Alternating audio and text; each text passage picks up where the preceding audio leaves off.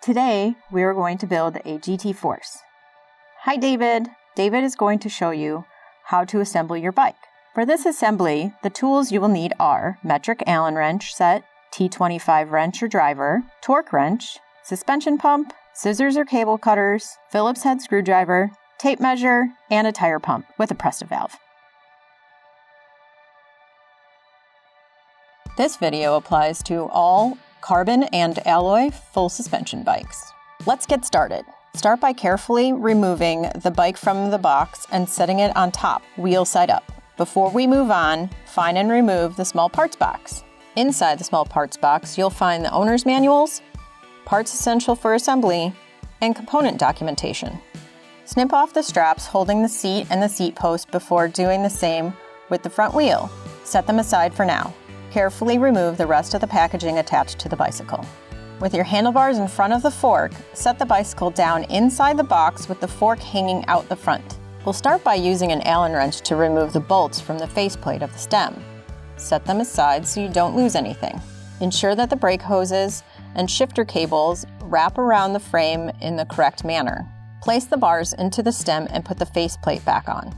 Thread the 4 bolts in finger tight so you can adjust the handlebars without causing any damage to them. Center the handlebars using the markings on the bar, then tighten down the bolts in an X pattern. Use a torque wrench to ensure proper torque spec. We'll revisit the cockpit setup in another section of the video, so don't worry about getting it dialed in quite yet.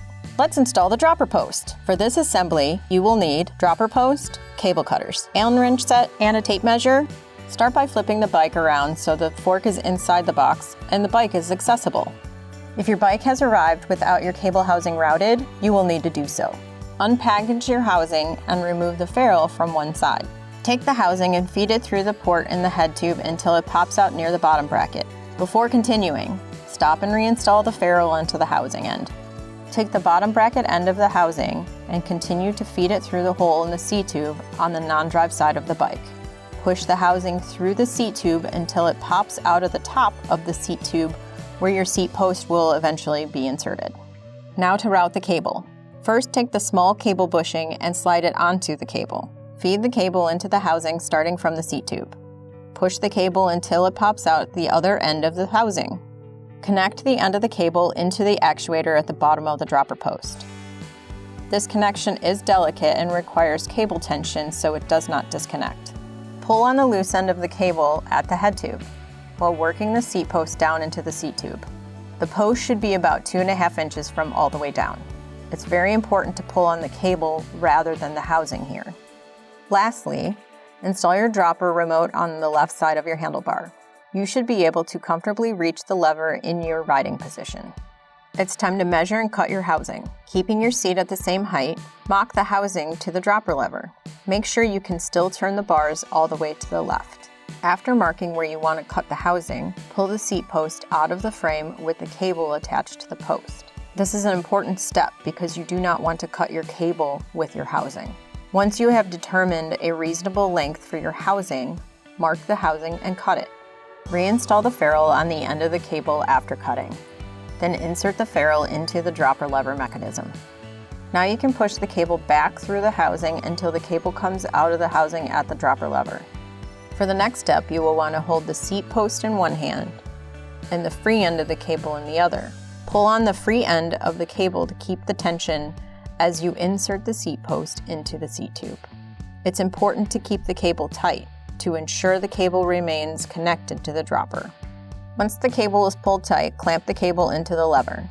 Once the cable is clamped and tight, tighten the seat post clamp to torque. Now let's test the dropper lever mechanism. Push your dropper lever and see if the seat post pops up.